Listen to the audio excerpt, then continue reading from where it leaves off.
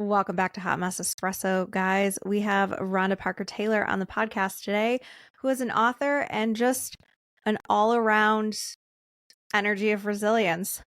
Rhonda, welcome in. Thank you. Thank you. Thank you for having me. And if I had thought about it, I would have had my espresso ready, but I have to stick to water today.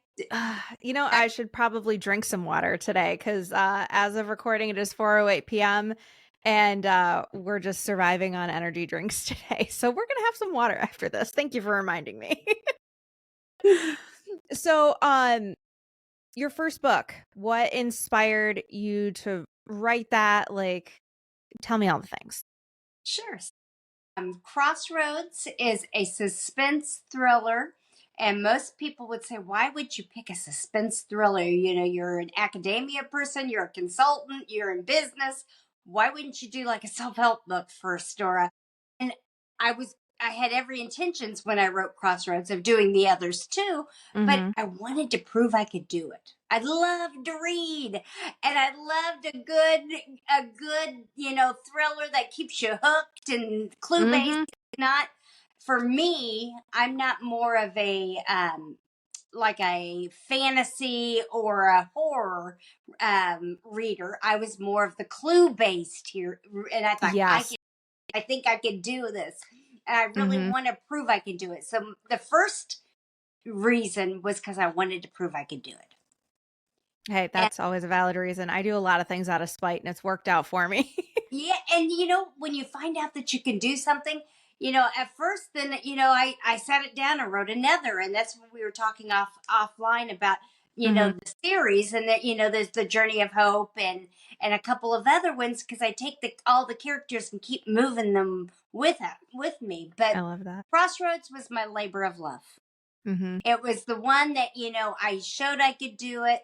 I built it where it was based out of Indianapolis, which is an area I know well. Mm-hmm.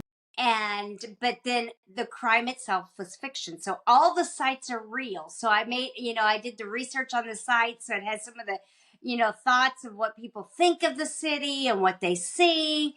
And so it has the city county building. It has the circle. It has, Holiday Park, and the dead bodies found behind Lafayette Square Mall and on the railroad tracks. So everybody that's ever been here will be able to identify with the sites. I'm hoping that helps people really buy into the fact of what the development of the characters. Yeah, that's literally what I was just gonna say. Like, especially for a visual person, if you've ever been to Indianapolis, like you can almost like kind of picture the whole thing. And like, I also love a good thriller. I grew up on the Hardy Boys and Nancy Drew. Like that was my thing. So a good like thriller mystery, I'm like, sign me up. Exactly, and so I wanted it to be fiction, and but I wanted the sites to be real. I wanted Mm-hmm. people to identify with it, and so then as I was developing it, I realized that I was developing characters for some of the self help books I was doing, and so it was like I had been multitasking. So I use every character as a case study for the self help. Every character in Crossroads is out of life balance. So you have the main character, Paris Pennington. She's a workaholic. She works in finance. She works downtown Indianapolis. She's one of those people you'd see hustling and bustling from appointment to appointment. And then she gets called to jury duty. Well, if you know anybody that's a workaholic, you throw something new in their lives and everything falls apart, right? Especially And jury duty. she tried to get out of it, I swear, but she can't. And then you had Dave, who was the prosecutor, and he's the law and order guy. Everything's about being right and wrong, and getting justice. And even his reflections and stuff are about what he thinks about the circle, and why did they build it, and what his parents told him about it, and so it kind of pulls in that here again Indianapolis history, but at the same time it's building what it's like to live in the Midwest, where your identity is your work. Mm-hmm. So in his own right, he's imbalanced because he's putting everything on Law and Order and making sure that, he's getting justice for his clients. Mm-hmm. Then you have Billy Nichols. He's the co-defendant of the murder. And he has to decide whether he's going to turn on his friends, because his loyalty is friends. Right. He wants to, he was warned, stay away from them. They're not good for you. Now he's a co-defendant for a murder. So does he turn, become a rat, become everything he's been taught that he hates, or does he go ahead and take the charge Ooh. with his friend? So you have all these people are out of character, out of balance. And when you're out of balance, what you find is you're not meeting your purpose. Mm-hmm. In any way, you're so focused on one area of your life that you can't fulfill any of the other areas. And when you do that, things start happening to you in your real life, which is why Meryl Hemingway endorsed Crossroads, because when we submitted it for her to read to see if she would include it in her book club, she came back with not only just a yes, she wrote the foreword and submitted a YouTube video that described the book and why she liked it so much. And if anybody out there wants to listen to the video, it's called Meryl Hemingway Praises Rhonda Parker-Taylor's Crossroads. The reason is her life has all been up and down. Anybody that's watched any of the documentaries, she's an Academy Award winning actress, Golden Globe actress, granddaughter of the great Ernest Hemingway. And so you would think, oh, she's got a charmed life. Well, she's had challenges too throughout, whether it be, fighting with mental health, because she wasn't balanced in her life, or whether it be, her own family's mental health issues. So she's a very big advocate for us to do what's right for us in our own purpose, and make sure that we play, and that we make sure that we stay in line with what's best for us. And in the last part of the video, she says, we all reach a crossroads, which is what the book's all about, where we have to decide what's best for us. And even chocolate has an expiration date. And so Crossroads is not only just a labor of love for me, it's building on the fact that we have to know what our own purpose is and pursue it. And when we get out of balance, that's when things start going awry. And in this case, it's like a clue-based Agatha Christie clues of, who's doing things to the different characters that's causing death, destruction, illness, etc. Yeah, it is definitely on my TBR. I'm just very committed to attempting to finish the 15 unread books in my house right now. Plus, I'm moving in a few months, so I'm like, if I buy another book, I have to pack it. So that'll be my little reward to myself, because don't get me started on how much I love thrillers, especially if it's a page turner. And of course, not just a black and white thriller, but one that actually has some conflict in it, Right. self-conflict. I love that. So the 3 emotions or motives possible, if you're going to play the game of Clue, is anger, fury, and envy. All of the characters reflect that at some point. Mm-hmm. But what I've done is those 3 could be a motive. And in Proverbs, it says, anger is cruel, fury is overwhelming, but who can stand before jealousy?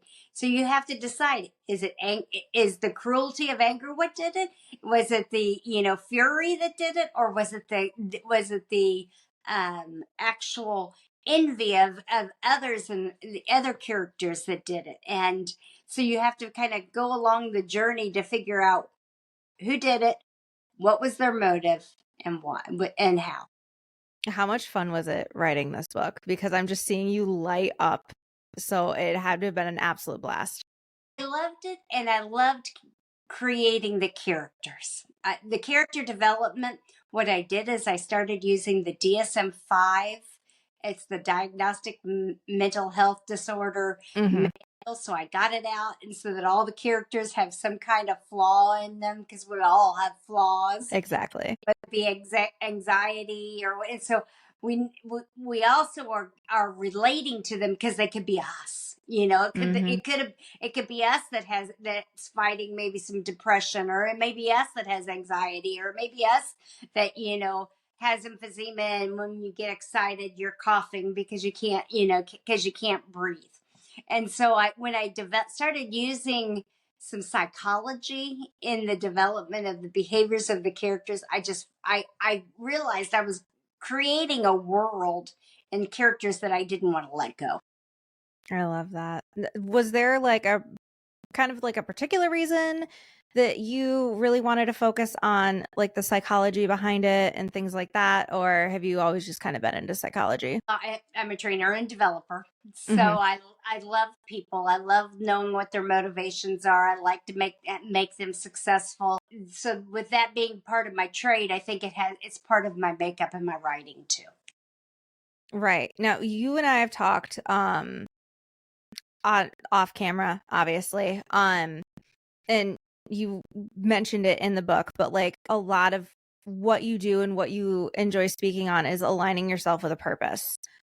Um, it's pretty self-explanatory, but can you just kind of go into detail on like your interpretation of that? Sure. For me, so many times we get swayed by what we think we ought to be, whether it be from voices of others saying, "Oh, you need to do this, or you need to be that, or you need to buy this house, you need to, have this car, and we never, you need to have this job." Hmm. And we never really think about what will make me happy. And if we don't ask those questions, we never find our own purpose, and so we don't ever live our own life. So, for me, finding one's purpose is where you close your eyes and you reflect for a second and you say, if I woke up tomorrow and everything was perfect, what would my life really look like? Mm, There is no such thing as a perfect life. We know that. right. But, at first, what you start thinking about is all the materialistic things. You won the lottery and you got the house with 16 bedrooms and 9 dining rooms, and then you realize, wait a minute, is that really the life that's best for me? Is that really what's going to make me happy? Is that really what's going to get me up in the morning with a smile? And so when you start living with more intentionality and realize, okay, I have to live the world that I'm given and create the world that I want. And when you do that, you're happier. You quit comparing yourself to the social media of what other people have, or what their lives look like, or what the neighbor's new car looks like, or the boat, or the house. And you start realizing, okay, I love to cook. I love fruits and vegetables. I want to make sure that, I'm healthy. I want to make sure that I'm doing well with my clients. I want to be able to um, play with my dogs and see wildlife on a regular basis. So for me, for instance, if at first when I would do the 19 bedrooms and 8, I'm like, I don't want to clean that. I don't want to maintain that. Could you imagine? So Like, no. I don't mind being on a lawnmower. So I ended up getting, for me, a smaller home. It's only me and my husband, so we don't Hmm. need, 18 bedrooms, Hmm. and more yard where I could have wildlife. I can put berries on the fence line and not have to sit there and prune them because they're overtaking everything. I can have deer coming through, and there's nothing better than to watch baby deer in the spring. And they're going through your yard to the neighbor's yard where there's the the lakeage, or you see a coyote hunting, and Hmm. you're rooting for the squirrel, but it's amazing to watch, right? Yeah. uh, or you see, any of the wildlife that can come through, just even in an urban setting, you know so for me, that was it's my joy spot. So, it's like finding that my life can change daily. So I need to enjoy every second. It could be, I have a small chair because I'm kind of a small person. I'm not very tall. Mm-hmm. And so I have this small chair that was my grandmother's, and I sit in the bay window. We call it my perch because I can see everything in the whole yard, and I can sit there and see the hawks fly down.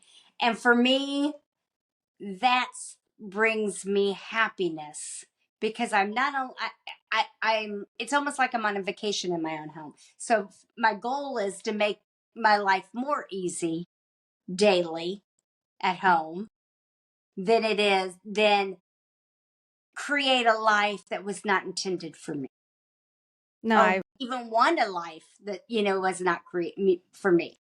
no, I 1000% agree. I remember when my ex-husband and I first got our dog, and I was a stay-at-home dog mom for a while, and I was like, ugh, I can't do this. Like, this is like, and now I'm just kind of like, I wouldn't mind hanging out with her all the time. And I think it's because I'm finally doing things that I love to do. So now, like, it's kind of like, it's a little bit of, a far off, unattainable dream. But my dream would be to just hang out with my dog all the time and take her everywhere. And it's crazy how that perspective changes when you're finally starting to put things in place that make you happy, that give you a purpose, that make you like sleep at night, basically. So, and Exactly. like right now, I do aesthetics and I do this podcast, and I've got my mental health issues, but overall, I couldn't be fucking happier.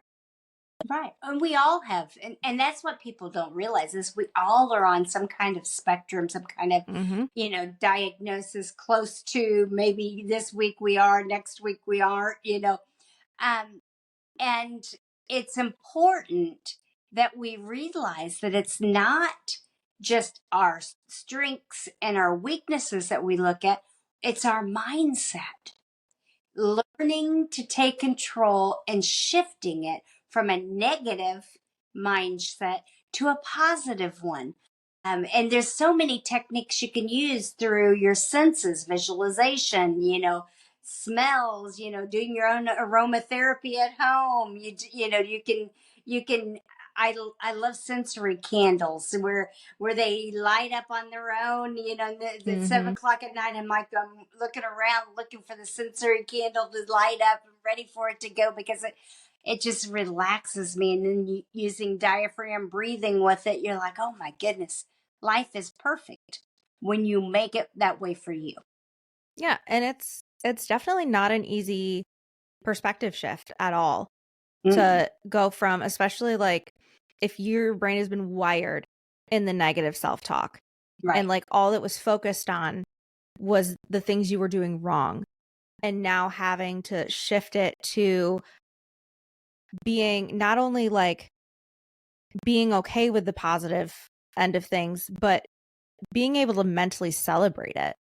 Like right, a lot of people, me included, if I'm doing something like great and people are like, oh my God, like, you're doing great with this. Like, we're proud of you. Like you're doing this, you're doing that. I'm just like, I mean, like, mm, right. but so that changes, like, it's difficult, but it's doable because if I can do it, literally anyone can. Well, and that's just it. You just have to commit to it. I use journaling, poem writing, my writing to express even the bumps in the roads that maybe I've gone Mm-hmm. through. And it may not be that I'm writing about my scenario that happened to me, but life hits all the time for me, for everybody, and you Mm-hmm. can't stop it. You experience deaths, you experience life, you experience financial issues, you experience all kinds of ups and downs.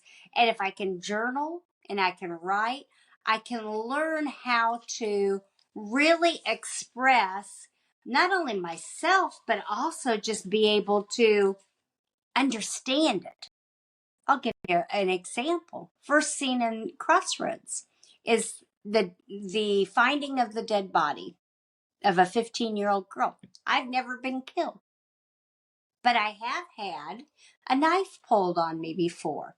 So Mhm. when I explored what if something had happened? What if that had been me? What would the police have gone through? What would the loved ones gone through? What would, you know, and it allowed me to write and go through those emotions too, at the same time as realizing that, life is precious, and the way our mindset helps us will allow us to make shifts in our own storms. We are the energy, that's my analogy. We are the energy of our storm.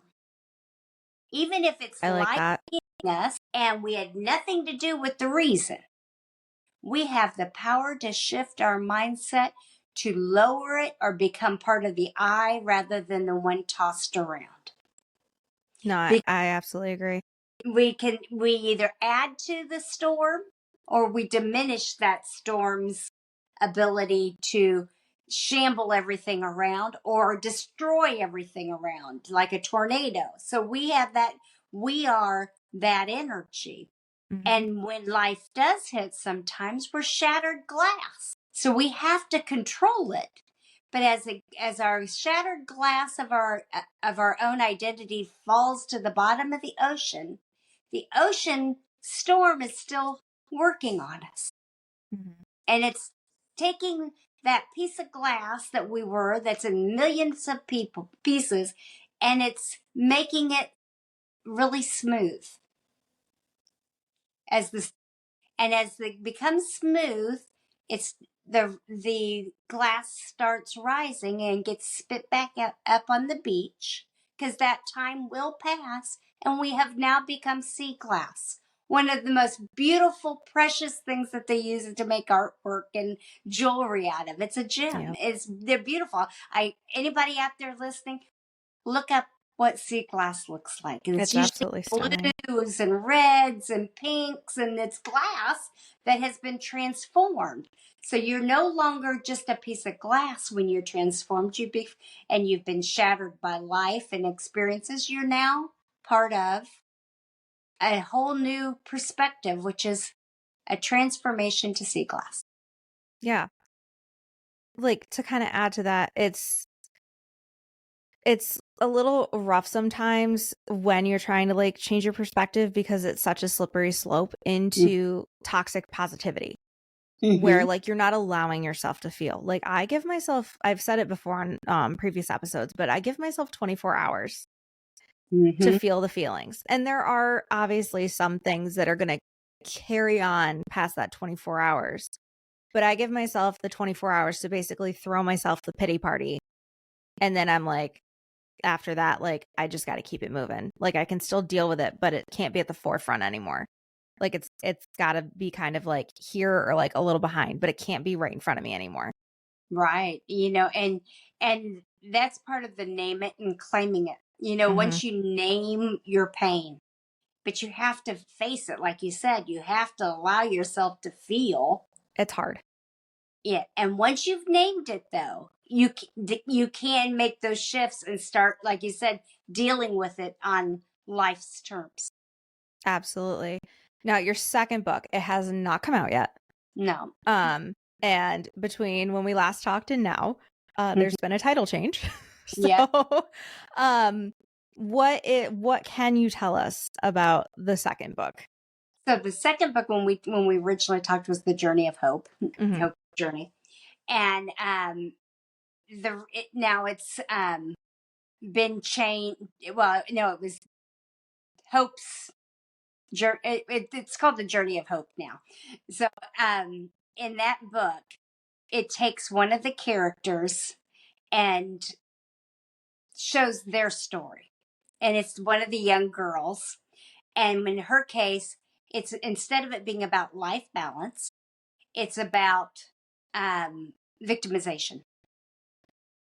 And why is she a victim in her life? And she asks that question. And in that, my goal is that people will relate to the fact that you have to choose sometimes to pick your own safety. Mm, Because if you're not practicing safety, you're the ones people will prey on. Now, it doesn't 1,000%. mean you can stop everything from happening to you, but the goal is to show that how her actions many times are why she's being victimized, because she's being selected as being weak. She's being selected as being passive, that won't say no, won't scream, won't, these different things. Right. And we had also kind of talked about how to stay resilient and not fall into like the victim complex, but also that there are points that are voluntary and then involuntary and how to kind of navigate that. Can you touch on that a little bit? Sure. So, actually, a book that's coming out, it'll probably come out before the Journey of Hope because it's already done. Hmm. It's called Resilience, and Resilience is a self help book, but it's also an educational and a 31-day challenge. So Ooh. what it does is the first half of it is education on what resilience is. Resilience is you have four different kinds of resilience. You have your spiritual resilience, your emotional resilience, your physical resilience, and I've forgotten for some reason which ones I've named, and emotional, spiritual, physical, and I can't from I've got a blank right now. But what it does is it goes through and it says, what is resilience? How do we get it? And how do we keep it? And what practices can you have? And it goes through all of that. And then the last half of the book is 31 days where it actually has the activities so you can rebuild your own, you can identify your gratitudes, you can figure out where your strengths and weaknesses are in your resilience. And it's like a meditation book or a devotional book. Different people would call them different things, but you actually it has a poems that I've written during my struggles. So most of them are around storms and how to or getting back up and getting up the mountain even when you feel like you can't. I absolutely love that. What are some of your like favorite meditation practices besides your perch out the window? Well, one is to open up windows seem to be my thing. I Well, love yeah. lines. Breathing, the box diaphragm breathing. I love to be able um, to push out any negativity that I might already be doing. I love visualization and journaling as a meditation. I also have recently, because I found that I was wanting to always buy cut fruits and vegetables so I wouldn't have to do it. My mindset was like, oh, that's work. Why would I want to do that? Just buy them. And then, there's lots of reasons you should do it yourself. One, for the cleanliness of it. Two, what kitchen it's been done in, you don't know contaminants, all of these reasons. And I'm like, why am I having this mindset? So I started when I wash them and cut them, I start visualizing what they're going to do for me, these beautiful fruits and vegetables. So as I'm washing them, I picture what that grape's going to do without the toxins on it. What that, if I'm chopping something up, I might be thinking of somebody that made me mad that day, but getting that negative, Right. frustration out of the cut and during the cutting process. Um, Hopefully it doesn't go into mental health at that point. I mean, I'm not judging. But I do. I try to picture what will do to me when I've eaten it. Mhm. Whether I'm putting it in a warm stew, and or whatever it might be that I'm doing or making that day. And I find that I enjoy it. It's like I find that it makes me more satisfied to do that because I'm visualizing the health that it's going to bring. No, I absolutely love that. You had said you're big on journaling, obviously. Mm-hmm. Do you feel that when you're journaling, like you're able to get the negative emotions out, whether it's positive or negative, and especially with the negative, and then you can kind of read it back and like rationalize it a little bit more versus like just immediately reacting? Oh, I definitely do. Not only just that, it allows me to see where my mind was at that time. I was looking to see if I had. Because sometimes I keep some of the journaling or the poems with me, but it doesn't look like I have any of them here on my desk. See if I do. It allows me to repicture and revisit too. Because when you reflect back on what you were going through at the time, you also see when you're right and you're wrong. Mm, that And is it very also true. sees your mindset's off. And you also see beauty, in your words or your thoughts. Um, whether it be that you came up with the sea glass idea, or whether it might be that you came up with the a particular good saying about the storms or what you've experienced. And so when I journal, I like to go back and reflect on them because it allows me to grow. I Yeah, that makes complete sense.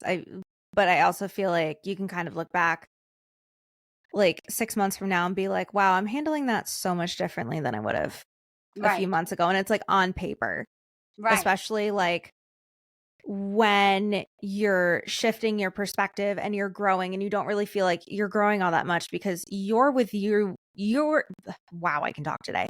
You're with yourself day to day. So you're not really going to see that big growth Right. until you're literally looking back and you're like, I'm handling this so much better than I used to. And it's still probably not the best, but a win is a win. Exactly. So this would be I don't know if I can get it on the Sort of. story. It I also then go look for pictures. Ooh. So like let's say I've journaled about something. I'm like, well, what would others think about that?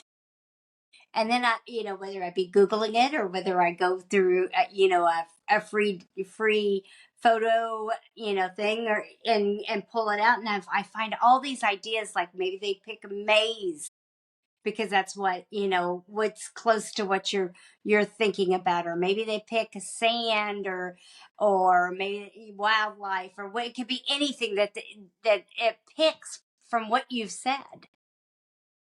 Yeah, And then I can visualize it. that's I'm gonna use that. I'm I'm just stealing that because I'm a very visual person.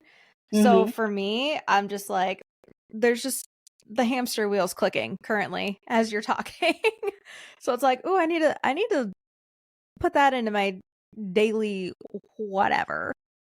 So so how many books do you just have the one out right now, correct? And then you've got And I'm working on getting the others out now. They are either in different phases, editing, with the publisher, ready to go. They're at different varying levels. yeah. So I mean to kind of, not necessarily wrap it, but just conclude like writing is definitely that purpose that you feel the most at home with. I think that writing allows me to express myself in a way that others might relate. And I think that is my purpose, is to be able to say, hey, we all go through hard times. Let's just get up and let's do this together. Which is Exactly. my coaching. I do a lot of that with my coaching. Whether it's someone trying to pass their licensing exam, their law exam, and they need that mental stimulation to keep them on track for their studying purposes, or whether it be a dissertation and they're doing their research. Mhm. It really allows a person to grow when they have someone sometimes that just kind of puts it in perspective. Now, what kind of coaching do you do? Is it more like life coaching or is there kind of like a little more niche area?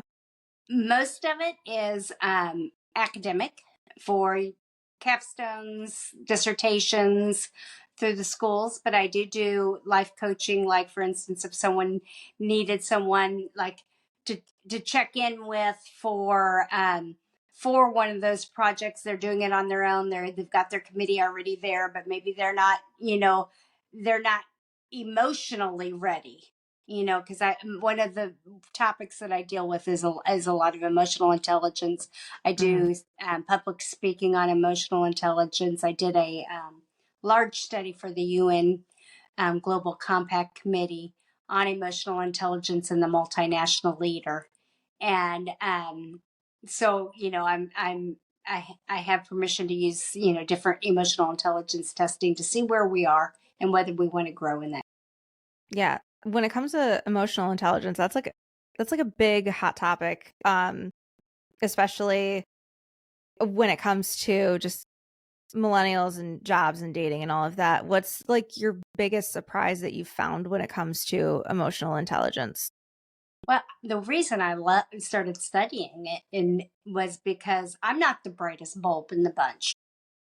I always struggled. And, people are, oh, you're not going to be successful because, you don't have the high IQ and the math skills. And so that negative connotation, I flunked kindergarten. So that tells you a lot from the very beginning. I struggled. And emotional intelligence tells you that it's not the IQ that makes you successful. It's the EQ. It's the people skills. So what surprised me most is the importance of deconstructing your own views so that you can accept somebody else's views. That's a huge one, and I that kind of answers my next question of like if someone's trying to change their perspective and be more emotionally intelligent, how do they start, in your opinion? One is to self-awareness. Where did Hmm. where did all these thoughts come from? Where did you learn them? Was it your church, your home, your school? Where did you learn them? Do you really even agree with them? Ooh, that's a big one. Because sometimes you just go along the road because that's what you've been told Yeah. to agree. You have a choice in this matter to agree or not agree on topics. And then if you do agree, then you can do status quo, but then realize other people don't agree, and sometimes, and why. We don't want cookie cutters of ourselves because No. life would be very. No, it absolutely would. I feel like I spent a lot of my 20s, especially like mid to late, deconstructing a lot, and it wasn't just like religiously, it was deconstructing all of the foundation Mm-hmm. that was me Right. and kind of rebuilding that. And that took a lot. I was in therapy for a very long time, still am. But like that part right there with the deconstructing and actually figuring out like who I am and what I stand for and what my passions are and stuff like that. It's it's not easy at all. It's not easy once you even know it Right. to follow it because it's so easy to sway yourself. Mm. And that's when we're not in balance with ourselves. We start doing things that it's like, where did that come from? I can Yeah. having a conversation with my husband, and he's like, you look like a liar when you say that. And I wasn't lying. I was skirting the issue.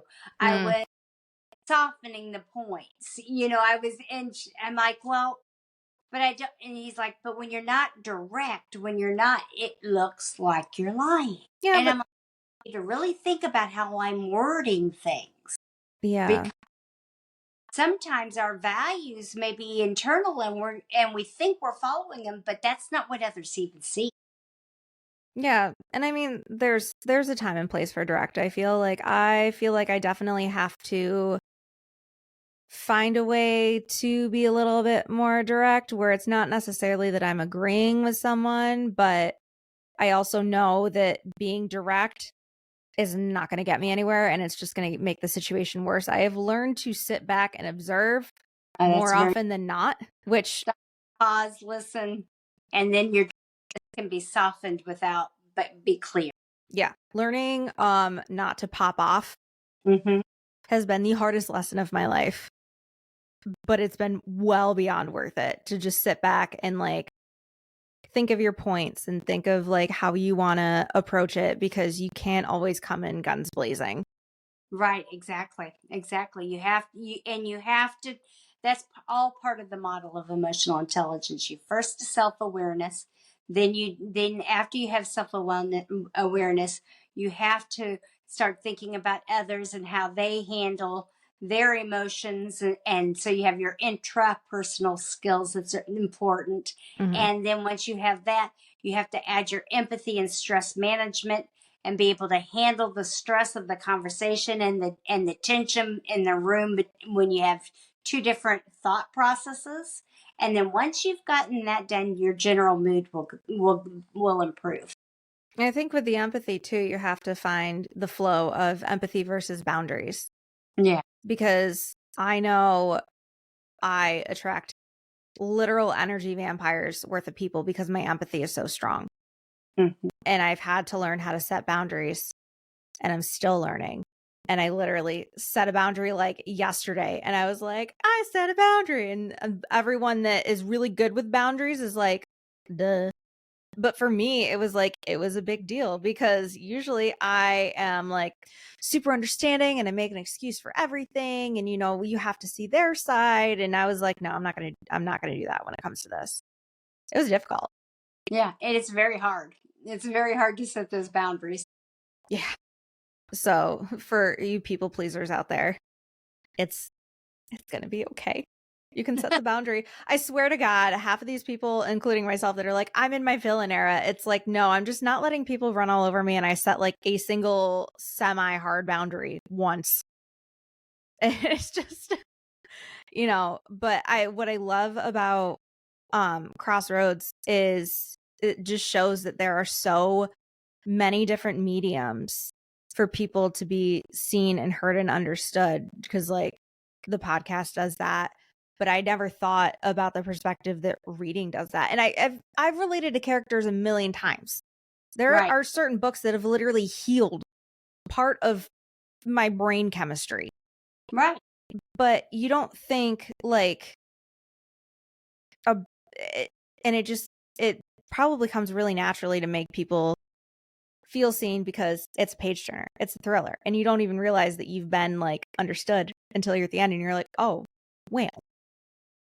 Exactly. Exactly. And when you do it that way, that was my goal. That was my hope for people, that they would read it and they're like, oh, I need to really think and reflect about my relationships, my life, my how I'm navigating work life balance and relationship balance, and because it's all about those boundaries and those relationships and how they perceive life, and when you're focused on one area, you're just not focused on all the others. You definitely are not. So what's next for you besides the books coming out? I'm reorganizing my pantry. Oh my God, literally, that is the biggest. That is so difficult. I swear to God. I'm getting it where I can just pull things out, cook with joy. See, I need to get to the cooking with joy part. I cook with anxiety right now. So eventually I will enjoy cooking, probably, maybe. But right Is now it, it just stresses me out. well, maybe you're probably putting too much into it then. Like I found that the simplest ways of making things make it the best. Like whether it's a slow cook, something in the oven, like let's say ribs. You would think that's the most complicated things to eat to make in the world. Hmm. It's no different than cooking a roast. Put it in the oven or in the smoker for 8 hours in foil and let it cook while you work, That is and true. it'll be done. It's tender. Then you just open it up, and if you want it a little bit more crusty, you put your barbecue on that, or but you could just the first part's just the dry rub. You put your stuff in there, put it in in the oven for 8 hours at 225, and or five, depending how big of a one, 5 hours, or and it comes out perfect every single time. You don't have to do a thing. Well, here we are, making ribs with Rhonda over here. It's fine. Like, I'm literally like, okay, good. I'm glad this is like on record so I can go back and be like, so it was how many degrees? So, yeah, this has been so enlightening, but thank you so much for just talking and all of this. Oh, I'm so glad that you had me on, and we finally, we've I know. communicated email a few times. I think I went through a storm. You had some things that had happened, so I'm Ugh, so glad we got it connected where we could be a hot mess espresso together. I mean, And that is the whole point. everybody out there, if you enjoyed it, hit like, and share and subscribe, because when someone's putting their effort into things and trying to bring you some content that maybe enlightens you into different subjects, you really can use that as a tool. It's an easy way to get knowledge. It really is. I've gotten that feedback a few times. Where can we find your books? So, Crossroads and all of them will always be on Amazon, Barnes and Noble. If they're in the stores in Indiana, for sure, Illinois, I've gone in and signed them all Hmm. so that people could get a signed copy.